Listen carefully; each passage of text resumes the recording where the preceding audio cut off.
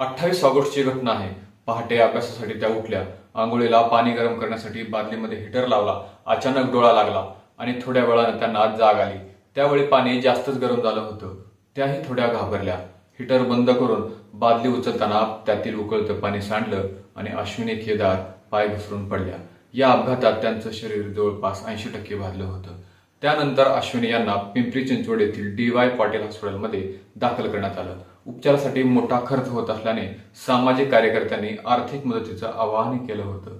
अनेकांच्या पुढाकाराने त्यांना मदतही मिळाली, परंतु जवळपास 10 दिवसापासून सुरू असलेल्या मृत्यूशी झुंज अयशस्वी ठरली।